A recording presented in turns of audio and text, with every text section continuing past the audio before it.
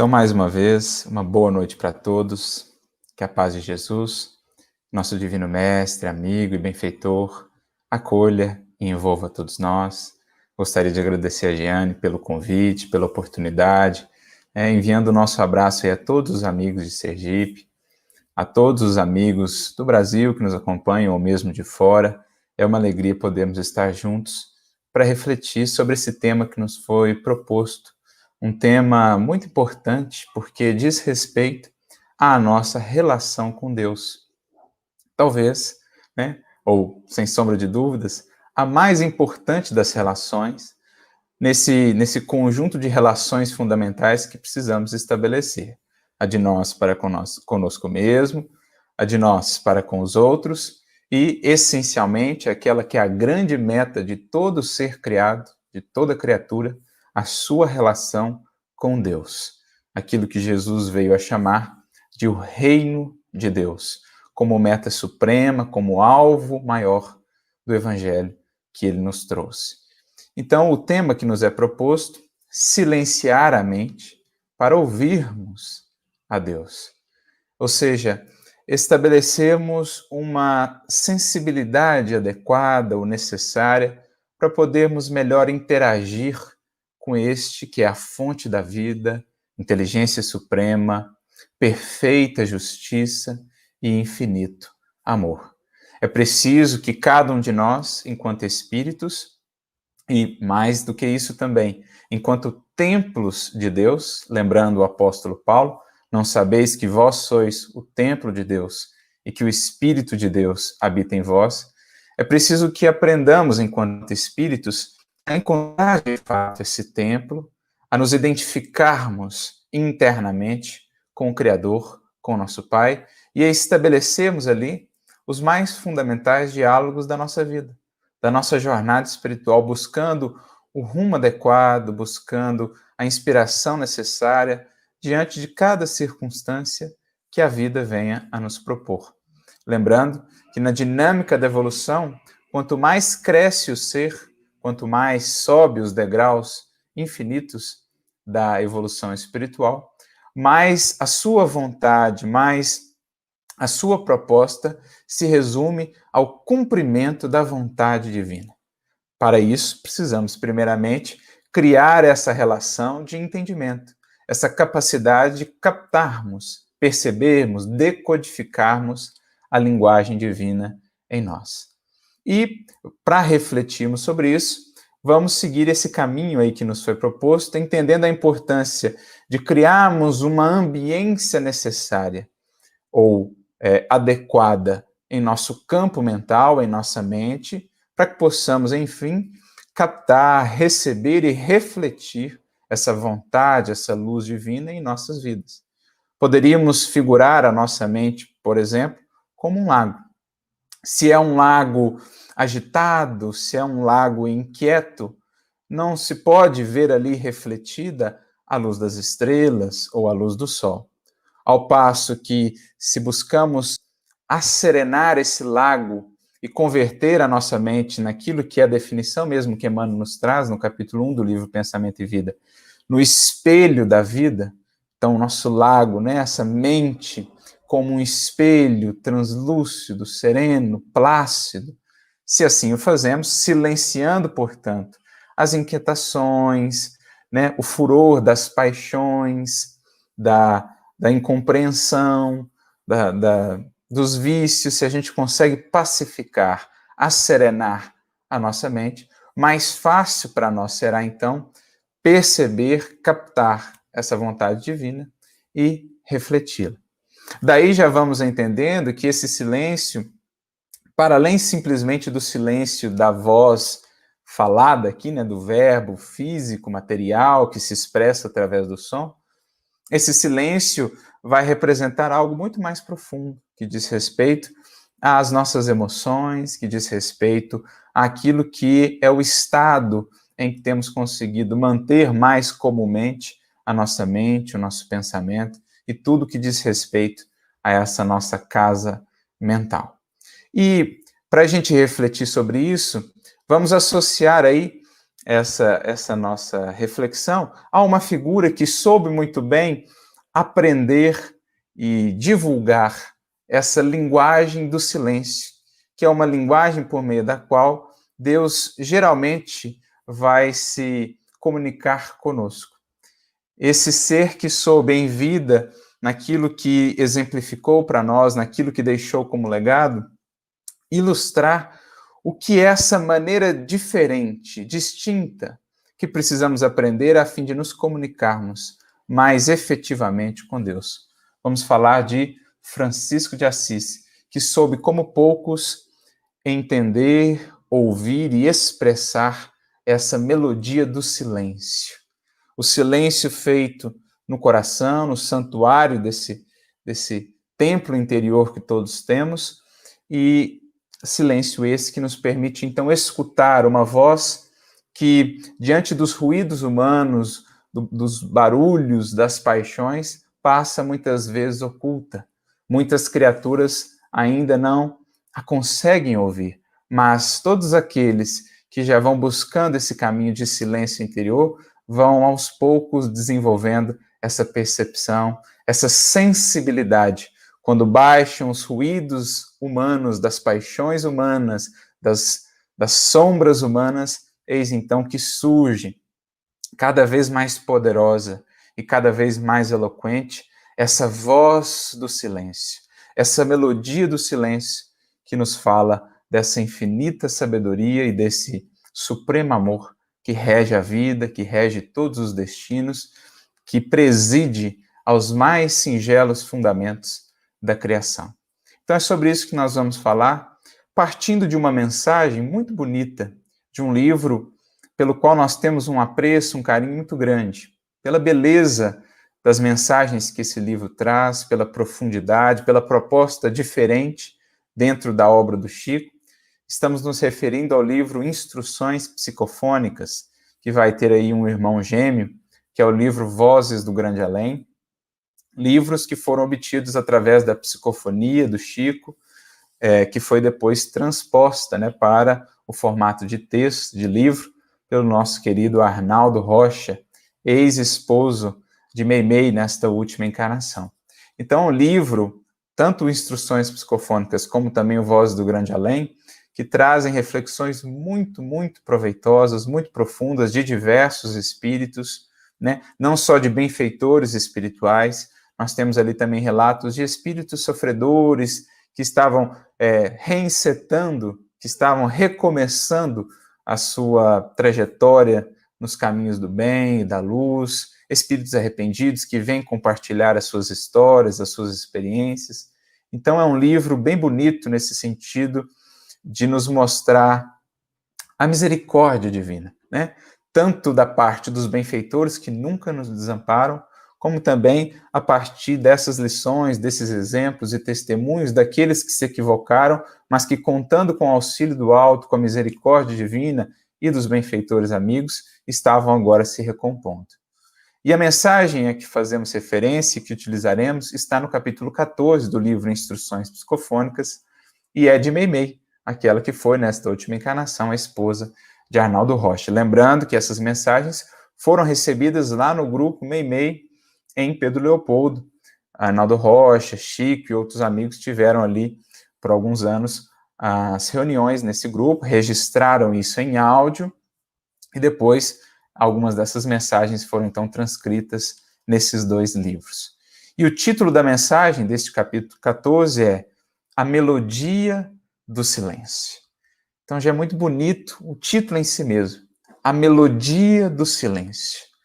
Há no silêncio, e por silêncio não apenas o exterior, o silêncio físico, né, removendo aí os ruídos materiais, mas o silêncio em sentido mais profundo, como a gente dizia, esse acalmar, esse acerenar da mente, quando ela se torna plácida, quando ela se torna assim calma, ela então consegue ouvir uma voz, um verbo que perpassa toda a criação infinita. Melodias, cânticos sublimes que só a acústica espiritual bem trabalhada, bem depurada, conseguirá captar. essa que, como dizíamos, foi muito bem percebida e proclamada por Francisco de Assis, ele que conseguia reparar nos mais singelos detalhes da criação, por conta dessa sua mente justamente pacificada, já envolvida, embalada nesse clima da paz, esse pequenino de Deus, pobrezinho de Deus, que tão bem soube expressar a melodia desse silêncio, que ele sabia captar. E ela começa dizendo assim: repara a melodia do silêncio nas criações divinas. Então, Deus, de um modo geral, vai operar em silêncio. Aquilo que é obra sua, geralmente, embora tendo ali clara, patente para todos aqueles que tiverem olhos de ver, embora esteja ali a sua assinatura, ela geralmente é uma obra silenciosa. Nas suas criações, nas expressões da natureza, nas circunstâncias que se conjugam em nossa vida e em nossos destinos. Geralmente é assim que Deus opera. Lembrando lá uma fala de Gesiel, no livro Paulo e Estevão, Deus opera em silêncio e não concorre com as vaidades da criatura.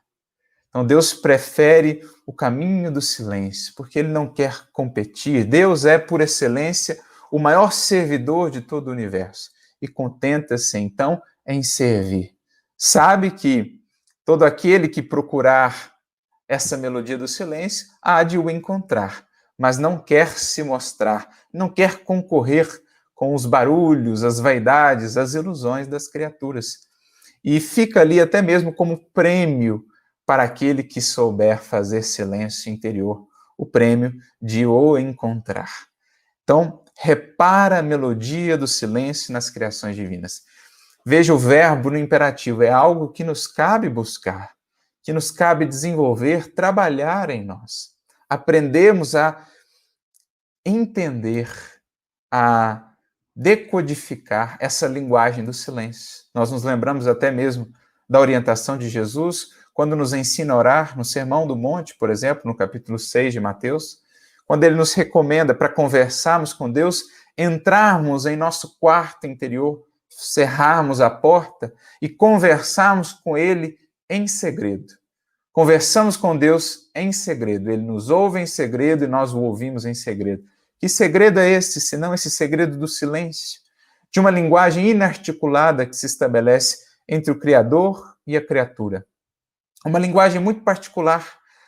Cada criatura, cada filho seu conversa com o Pai de uma maneira específica. É como se Deus tivesse ali uma linguagem criptografada, decodificada para cada um dos seus filhos de uma maneira muito particular e muito específica. E é isso que cabe a cada um de nós buscar. Isso, no fundo, é o objetivo do ato de orar, do ato de meditar, de mergulhar em nós mesmos, de aprendermos a contemplar, a observar a natureza. Aprendemos essa linguagem por meio da qual poderemos conversar com Deus. Não poderia deixar aqui de lembrar um outro livro que é fascinante nesse sentido, porque o grande mote da obra como um todo vai ser justamente nos ensinar a reparar, a observar, a contemplar essa melodia do silêncio e essa voz divina oculta a tantos, mas que se faz ouvir cada vez mais grandiosa aos que treinam a sua acústica espiritual, a percepção dos seus espíritos. É a obra O Grande Enigma, de Leon Denis, em que ele vai falar justamente desse grande enigma, que é o Criador, que é a sua obra, e que precisamos devassar, desbravar. Ele vai dedicar ali uma parte inteira da obra para nos ensinar ou nos convidar a contemplar a natureza, e ao longo de todo o livro vamos vendo algumas palavrinhas se repetindo. Por exemplo, a palavrinha silêncio. É uma palavra que reiteradas vezes ele vai se utilizar. Silêncio, recolhimento, meditação, reflexão, são palavras que estão ali presentes falando da importância de buscarmos esses elementos para aprofundarmos a nossa relação com Deus. Ele vai dizer que no silêncio, no recolhimento, a alma sente crescer as suas potências psíquicas, a sua percepção, a sua capacidade de apreensão da lei divina, do próprio Criador, Então, a importância de aprendermos a buscar essa melodia do silêncio, cultivar a prece, cultivar a meditação, o estudo, para ampliarmos essas nossas capacidades de percepção do Criador e da sua obra. Então, é aí uma obra essencial, fica aí a sugestão para que possam realmente se deliciar com a beleza, com a profundidade do que Leon Denis ele nos traz. Ele que era esse poeta em prosa da doutrina espírita. E ela prossegue, Meimei. No céu, tudo é harmonia sem ostentação de força. Lembra o que falávamos? Deus não concorre com as vaidades das criaturas. Então, tudo na sua obra é harmonia, mas ele não quer se ostentar. Vai se revelar a todos os que o quiserem buscar. Todos aqueles que o quiserem compreender, entender, com ele comungar, mas jamais vai se impor. Jamais vai forçar a entrada, digamos assim, em nosso coração, em nossa consciência. Pelo contrário, dá-nos essa liberdade de o buscar, para que justamente quando o encontrarmos, a alegria e o contentamento sejam ainda maiores, justamente pelo esforço da jornada percorrida, pelo contentamento do trabalho feito e do resultado alcançado. Então, no céu, quando olhamos o céu, o cosmos, tudo é harmonia, mas nesse silêncio, né? Sem barulhos, ruídos que nos queiram assim impressionar, assustar. Silêncio, a harmonia que fala por si a todos aqueles que quiserem escutar. Deus não precisa gritar, Deus não precisa se impor para fazer-se percebido pelos corações de boa vontade. O sol brilhando sem ruído, os mundos em movimento sem desordem, as constelações refulgindo sem ofuscar-nos. Então, por mais que muitas vezes aqui no mundo a nossa vida seja o barulho das paixões, das lutas, das provas difíceis, né? O barulho aí das tempestades, ao espírito que sobe pelo coração e pelo pensamento, para além das nuvens e tempestades humanas que envolvem ainda as nossas lutas evolutivas aqui, o que esse espírito vai encontrar nesse infinito do universo e da criação? Senão esse silêncio melodioso, essa melodia silenciosa. Cada planeta no seu movimento adequado, cada estrela fazendo ou cumprindo ali a sua função, tudo operando na mais perfeita harmonia, desde séculos até séculos incontáveis no porvir.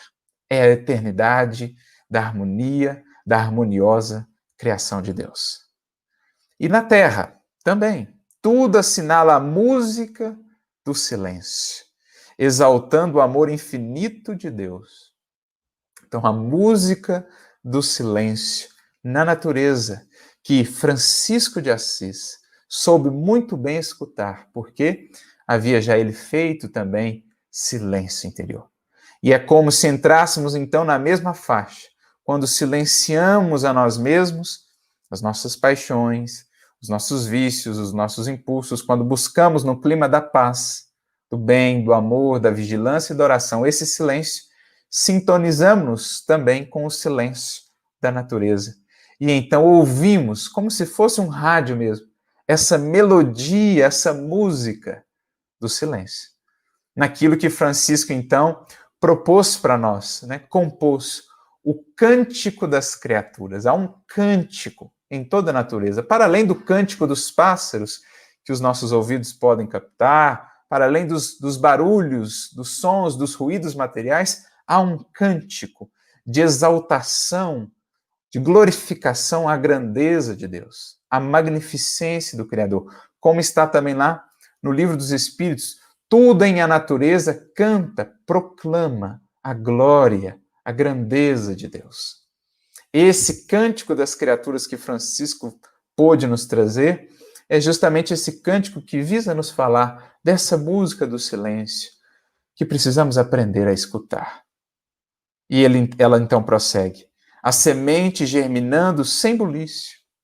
Então, uma sementinha que é, como diz Emmanuel, a sacerdotisa da vida, que devolve, né, por milhar aquilo que lhe é dado. Então, uma sementinha vai produzir uma árvore que vai produzir incontáveis frutos, que vão produzir por si, depois muitas incontáveis sementes, que vão produzir incontáveis árvores, e assim infinitamente. Por isso é a semente, a sacerdotisa da vida, porque ela ilustra justamente essa grandeza do Pai, essa multiplicação do bem e do amor ao infinito. Uma sementinha, graças à misericórdia divina, essa fonte da vida, se faz tanto nesse concerto da criação, e ela cresce ali silenciosa. Cresce silenciosa. Um bosque inteiro cresce silencioso. Ao passo que muitas vezes nós damos mais atenção a uma árvore que cai, muitas vezes de maneira bem ruidosa, e esquecemos de atentar e de valorizar verdadeiros bosques, florestas que crescem nesse silêncio de Deus.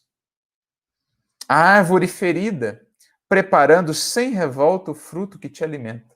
Então, a árvore que foi podada, a árvore que muitas vezes foi ali ferida, se recompõe em silêncio, no silêncio do perdão e da misericórdia, refazendo-se para continuar a sua produção, a sua doação à vida, muitas vezes àquele mesmo que a feriu. Às vezes, num retorno imediato, ferida, devolve logo com o silêncio de um perfume que embala o seu próprio algoz. Então vejam só, que beleza na natureza para os que sabem escutar esse cântico de serviço, de amor, de renúncia, de humildade. A água que hoje se oculta no coração da fonte para dessedentar-te amanhã. Então a água que está lá no lençol freático, silenciosa, né? Calma, oculta, mas que é a água que vai sustentar os regatos, os rios, os lagos, e enfim, vai chegar ao mar, proporcionando-nos depois a chuva que fecunda o solo. Essa água está lá, silenciosa, mas assim tão essencial. O metal que se deixa plasmar no fogo vivo para ser-te mais útil. O vaso que te obedece sem refutar-te as ordens. Que palavras articuladas lhes definiriam a grandeza? Então, como expressar isso em palavras? Por isso, muitas vezes, o silêncio é o melhor veículo para expressar essa grandeza da obra divina. A gente se lembra da própria postura de Jesus diante de Pilatos, por exemplo, quando foi por ele perguntado o que é a verdade? Ou seja, o que é a obra divina? O que é Deus? O que é a sua lei? E qual foi a resposta de Jesus? Senão a do silêncio, como a dizer que para acessarmos a verdade, para acessarmos o Criador, não o faremos pelos sentidos grosseiros da matéria. Enquanto estivermos assim tão materializados que não consigamos ter outra percepção senão a dos sentidos, não conseguiremos acessar de fato a verdade. Então é como se Jesus, naquele silêncio profundamente eloquente, dissesse: está aí a minha vida. Cada gesto silencioso, cada serviço prestado, cada olhar amoroso, cada renúncia, cada sacrifício são a expressão, são a voz da verdade. Mas se não tens podido ouvi-la assim, é porque ainda não treinaste essa acústica espiritual. É o que ele diz naquele silêncio. E ele diz em outro momento: eu vim dar testemunha da verdade. Todo aquele que é da verdade escuta a minha voz, me escuta, me compreende, dando-nos a entender que é outro tipo de percepção. Por quê? A verdade ela não pode ser trabalhada apenas em palavras. Ela é expressada em sua grandeza, em sua riqueza, em sua abrangência, a lei divina, a grandiosidade da criação, sobretudo na palavra viva. Por isso Jesus é também chamado Verbo. A palavra viva da ação, da exemplificação. É isso que a gente vai entendendo. Daí a importância de aprendermos a ouvir essa voz do silêncio, que fala conosco através das ações, das circunstâncias e do que está ao nosso redor, mas que muitas vezes vai muito além dos nossos simples sentidos materiais. É por isso prossegue Meimei, que o Senhor também nos socorre através das circunstâncias que não falam, por intermédio do tempo, o sábio mudo. Então, como geralmente Deus conversa conosco? Por meio das circunstâncias, que não falam, né? Que não se expressam propriamente na linguagem, né? No verbo que estamos acostumados, mas elas falam de outras maneiras. E é por meio delas, majoritariamente, que Deus nos acessa. Então, sem esse tino, sem essa perspicácia, sem essa atenção, estaremos muitas vezes diante da expressão da vontade divina, das respostas divinas para a nossa vida, sem sabermos as entender, as compreender. Então é preciso aprender também a ler as circunstâncias, a voz oculta de que são portadoras, mensageiras que são de Deus, do Cristo, dos nossos benfeitores espirituais. Não quebres a melodia do silêncio, onde tua frase soaria em desacordo com a lei de amor que nos governa o caminho. Lembrando um ditado oriental que diz justamente isso: cuida para que quando falares, seja a tua palavra melhor do que o silêncio. Para que possamos, de fato, mesmo em falando e em nos expressando verbalmente, sonoramente, manter a mesma sintonia com esse que opera no silêncio, sustentando, fortalecendo e inspirando a todos os seres e a toda a criação. Admira cada estrela na luz que lhe é própria, aproveita cada ribeiro em seu nível, estende os braços a cada criatura dentro da verdade que lhe corresponda à compreensão. Então faça uma leitura adequada de cada um. Discute aprendendo, mas porque desejas aprender, não precisas ferir. Fala auxiliando, mas não te antecipes ao juízo superior, veiculando o verbo à maneira da Zorrague, inconsciente e impiedoso. Não saiba a tua mão esquerda o que deu a direita. Então, esse símbolo do trabalho silencioso, até mesmo para dentro de nós, um trabalho tão espontâneo, tão sincero, que mesmo dentro de nós passa silencioso, não é nem contado, porque já passa a ser resposta natural de nossa alma à vida e às circunstâncias. Não é nem computado, né? Não é nem, digamos assim, ventilado, exaltado internamente em nós, porque já é a resposta silenciosa do serviço que edifica. Auxilia sem barulho onde passes. E então ela conclui: recorda a ilimitada paciência do Pai Celestial para com as nossas próprias faltas e ajudemos, sem alarde, ao companheiro da romagem terrestre que muitas vezes apenas aguarda o socorro de nosso silêncio a fim de elevar-se à comunhão com Deus.